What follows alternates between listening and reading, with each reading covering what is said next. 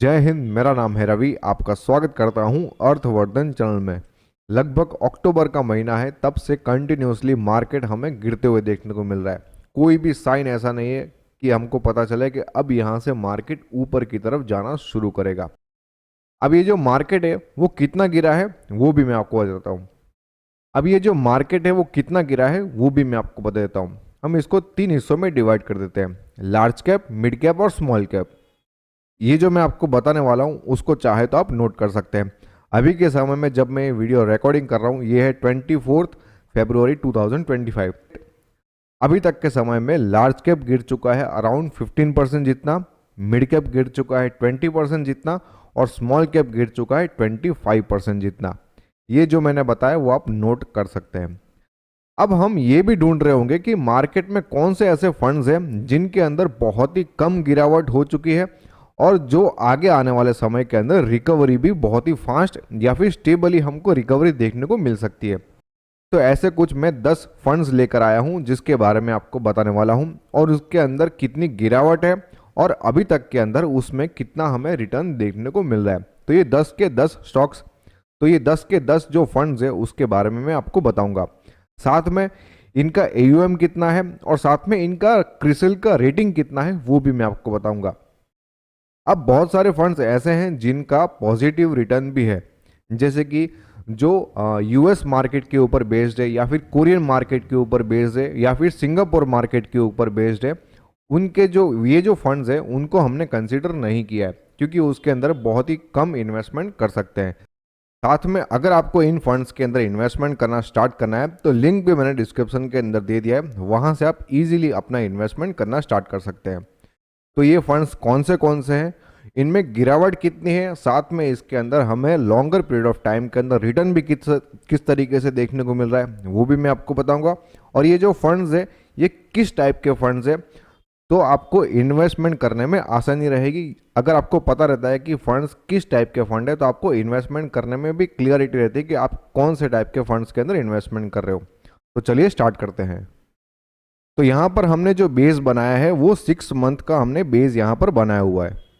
तो 6 मंथ का बेस इसलिए है क्योंकि कंटिन्यूसली अराउंड 5 महीने से ये मार्केट गिर रहा है, तो इसके बेसिस पर ही हमको पता चलेगा कि यहाँ पर गिरावट इन फंड्स के अंदर कितनी हुई है। तो यहाँ पर सबसे पहला हमारा फंड है, ये है ICICI prudential blue chip fund. ये लार्ज कैप कैटेगरी का फंड है, इसका क्रिसिल रेटिंग है 4 और यहाँ पर अराउंड 63,000 करोड़ का यहाँ पर हमें AUM देखने को मिल रहा है। एक वीक में यहाँ पर -1.33% का रिटर्न है, एक महीने में -2.0% का रिटर्न है, 3 महीने में यहाँ पर -5.75 और लास्ट 6 महीने में यहाँ पर रिटर्न है -8.54। मतलब जो लार्ज कैप कैटेगरी है, मतलब निफ्टी 50 है, उससे यहाँ पर हमें कम गिरावट देखने को मिल रही है। एक साल में इसने रिटर्न दिया है 4.97% CAGR के हिसाब से, 2 साल में यहाँ पर 21.23, 3 साल में यहाँ पर 17.46, 5 साल में कंटिन्यूसली 18.60% CAGR के हिसाब से रिटर्न दे रहा है। ये लार्ज कैप होने के बावजूद भी यहाँ पर हमें रिटर्न बहुत ही अच्छा देखने को मिल रहा है और लास्ट 10 साल से 13.45% CAGR के हिसाब से रिटर्न दे रहा है। अगर आपको भी इस फंड के अंदर इन्वेस्टमेंट करना है तो लिंक मैंने डिस्क्रिप्शन के अंदर दे दिया है, वहाँ से आप कर सकते हैं। इसके बाद का जो फंड है जिसके अंदर कम गिरावट हमें देखने को मिली है तो वो है Canara Robeco focused equity fund. अब फोकस्ड इक्विटी फंड की खासियत होती है और इसका जो इन्वेस्टमेंट फिलोसॉफी क्या है वो भी मैं आपको बताता हूँ। फोकस्ड इक्विटी फंड के अंदर नंबर ऑफ जो स्टॉक्स होते हैं वो लिमिटेड होते हैं, जैसे कि 30 या फिर 50, 20 या फिर 10। जो ये नंबर्स मैंने बताया 10, 20, 30 या फिर 50, उतने ही स्टॉक्स हमें फंड के अंदर देखने को मिलते हैं। तो इसका क्रिसिल रेटिंग कितना है, बहुत ही शानदार 4 है यहाँ पर। साथ में यहाँ पर AUM 2440 करोड़ का। अगर हम यहाँ पर वीकली गिरावट कितनी है तो -1.59, एक महीने में यहाँ पर नेगेटिव रिटर्न दिया है 2.73% का, 3 महीने में यहाँ पर 7.80 नेगेटिव रिटर्न और 8 महीने में यहाँ पर -7.57% और एक साल में इसने 7.86% CAGR के हिसाब से रिटर्न दिया है। 2 साल में यहाँ पर 21.43% का रिटर्न दिया है, 3 साल से ये 17.18% का रिटर्न दे रहा है। अब यहाँ पर दूसरा कैटेगरी का फंड जिसका नाम है बंधन फोकस्ड इक्विटी फंड, ये भी फोकस्ड इक्विटी कैटेगरी का फंड है। तो यहाँ पर रेटिंग कितना है 5 का रेटिंग दिया है जो कि मैक्सिमम है, मतलब इसको बहुत ही अच्छे फिगर्स यहाँ पर मिले हैं। एयूएम कितना है? 1717 करोड़ का एयूएम है। 1 वीक के अंदर यहाँ पर 1% की गिरावट है, एक महीने में 5% की गिरावट है, 3 महीने में यहाँ पर 8% की गिरावट है, 6 महीने में यहाँ पर अराउंड 7% की गिरावट है। लेकिन अगर हम रिटर्न को देखेंगे तो यहाँ पर एक साल में 10.31% का रिटर्न है, 2 साल में यहाँ पर 25.50% का रिटर्न है, 3 साल में यहाँ पर 17.06% CAGR के हिसाब से रिटर्न है, 5 साल में यहाँ पर 15.71 और 10 साल से ये फंड 12.19% CAGR के हिसाब से रिटर्न दे रहा है। इसका बाद का फंड है Quantum ELSS tax saver fund. अब ये जो फंड है टैक्स सेवर कैटेगरी का है। अगर आप इस फंड के अंदर इन्वेस्टमेंट करते हो तो नो डाउट आपका टैक्स तो बचेगा ही, साथ में आपका यहाँ पर 3 साल का लॉक इन पीरियड भी रहने वाला है, तो ये कंसिडर करके ही आपको इन्वेस्टमेंट करना चाहिए। यहाँ पर रेटिंग कितना है? 4 का रेटिंग है जो कि बहुत ही अच्छा है। एयूएम कितना है? तो यहाँ पर 212 करोड़ का एयूएम है। एक वीक के अंदर यहाँ पर गिरावट कितनी है? 1.32% की, एक महीने के अंदर 2.47, 3 महीने के अंदर 5.74, 6 महीने के अंदर यहाँ पर अराउंड 6.5% की गिरावट है। और रिटर्न किस तरीके से मिल रहा है तो आप यहाँ पर देख सकते हैं कि एक साल में अराउंड 9% का रिटर्न है, 2 साल में यहाँ पर 23.10 CAGR के हिसाब से, 3 साल में 19.30, 5 साल से यहाँ पर 18.67 और 10 साल से ये 12.17% CAGR के हिसाब से रिटर्न दे रहा है। इसका बाद का फंड है DSP टॉप 100 इक्विटी फंड। यहाँ पर इसका रेटिंग कितना है? 5 का, मतलब फुल रेटेड ये फंड है। इसका एयूएम है अराउंड 4600 करोड़ का। इसमें गिरावट भी आप देखेंगे तो और भी कम हमें देखने को मिल रही है। एक वीक के अंदर यहाँ पर -0.28% का गिरावट है, 1 मंथ के अंदर यहाँ पर -0.61, 3 महीने के अंदर -4.82, 6 महीने के अंदर यहाँ पर -5.94 और यहाँ पर रिटर्न को अगर हम देखें तो एक साल में 11.71% का पॉजिटिव रिटर्न है, 2 साल में 23.01, 3 साल में 18.60, 5 साल में यहाँ पर 14.87 बहुत ही शानदार रिटर्न है और साथ में 10 साल में यहाँ पर 10.88% CAGR के हिसाब से हमें रिटर्न देखने को मिल रहा है। इसके बाद है हमारे पास Motilal Oswal flexi cap fund. यहाँ पर भी हम देख सकते हैं कि जो रेटिंग है वो है अराउंड 5 की, मतलब मैक्सिमम रेटिंग इसको मिली हुई है। यहाँ पर एयूएम कितना है? 11,855 करोड़ का।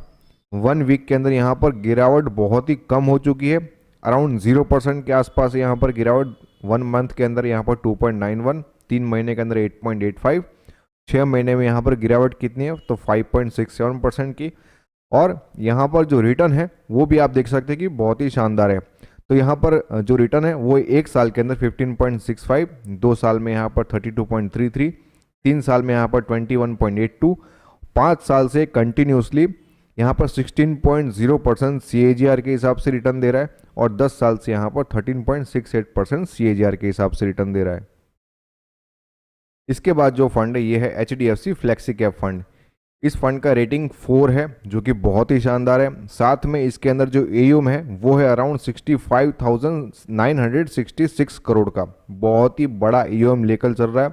फिर भी आप देख सकते हैं कि इसके अंदर बहुत ही कम गिरावट हमें देखने को मिल रही है। तो यहाँ पर अराउंड 1 वीक के अंदर 0.76% का गिरावट है, 1 मंथ के अंदर यहाँ पर 0.68, 3 महीने के अंदर 4.60, 6 महीने में यहाँ पर 4.36, एक साल के अंदर इसने रिटर्न दिया है 11.33% का, 2 साल में यहाँ पर रिटर्न दिया है 26.46% का, 3 साल से ये 24.77% CAGR के हिसाब से रिटर्न दे रहा है, 5 साल से ये यहाँ पर 23.15% CAGR के हिसाब से रिटर्न दे रहा है और लास्ट 10 साल से कंटिन्यूसली 14.87% CAGR के हिसाब से रिटर्न दे रहा है।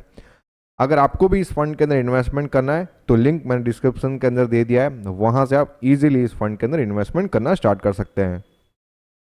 इसके बाद का फंड है DSP वैल्यू फंड।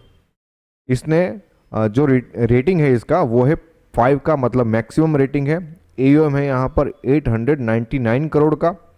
1 वीक के अंदर गिरावट कितनी है तो 0.75% की, एक महीने के अंदर 0.74, 3 महीने में -2.29, और 6 महीने में यहाँ पर जो गिरावट है वो है 4.08% की।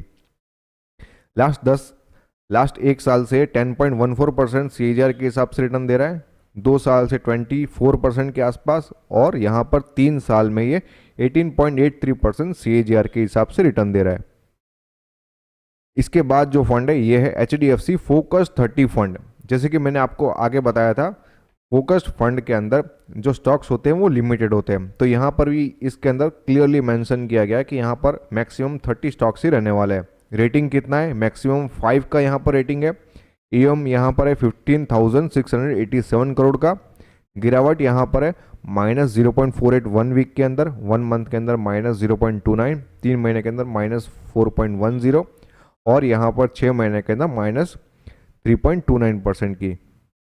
एक साल में इसने रिटर्न दिया है 12.83%, 2 साल में 26.83, 3 साल में यहाँ पर 26.04, 5 साल से कंटिन्यूसली 24.05% का रिटर्न दे रहा है, जो कि बहुत ही शानदार है। अगर आपको भी इस फंड के अंदर इन्वेस्टमेंट करना है तो स्पेसिफिकली इस फंड का लिंक मैं डिस्क्रिप्शन के अंदर दे दूंगा। और ये 10 साल से 14.54% CAGR के हिसाब से रिटर्न दे रहा है। और यहाँ पर आखिरी फंड है हमारे यहाँ पर पराग पारिक फ्लेक्सी कैप फंड। इस फंड का जो रेटिंग है वो है 4 का। EM कितना है 89,703 करोड़ का। और यहाँ पर एक वीक के अंदर कितनी गिरावट है तो आप देख सकते हैं कि -1.64, एक महीने के अंदर -1.81, 3 महीने के अंदर 1.92, 6 महीने के अंदर यहाँ पर 0.99। और ये इसका जो रिटर्न है वो भी आप देख सकते हैं बहुत ही शानदार है। एक साल के अंदर इसने रिटर्न दिया 12.49% का, 2 साल में 27.33, 3 साल में 20.43, 5 साल में कंटिन्यूसली 24.0% CAGR के हिसाब से रिटर्न दे रहा है, और 10 साल में कंटिन्यूसली अराउंड 18% CAGR के हिसाब से रिटर्न दे रहा है। अब आप हमको कमेंट करके ये बताइए कि आपने इन सारे फंड्स में से कौन से फंड के अंदर इन्वेस्टमेंट करके ऑलरेडी रखा हुआ है, क्योंकि इनका जो नेगेटिव रिटर्न है ये तो बहुत ही कम है। मतलब फ्यूचर के अंदर जब मार्केट रिकवरी मोड में होगा तो उस समय यहाँ पर रिटर्न भी अच्छा खासा हमें देखने को मिल सकता है, क्योंकि ये डिफेंसिव टाइप के हमें फंड्स देखने को मिल रहे हैं।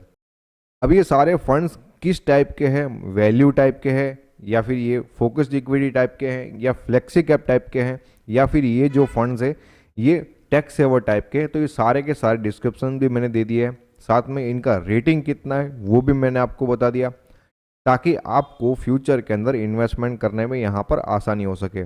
अगर आपको भी इन फंड्स के अंदर इन्वेस्टमेंट करना है तो लिंक मैंने डिस्क्रिप्शन के अंदर दे दिया है, वहाँ से आप इजीली इस फंड के अंदर इन्वेस्टमेंट करना स्टार्ट कर सकते हैं। ये वीडियो स्पेशली आपको कैसा लगा आप हमें कमेंट करके ज़रूर बताइएगा। अगर आप इस चैनल पर नए हो तो सब्सक्राइब कर लीजिएगा। Thanks for watching.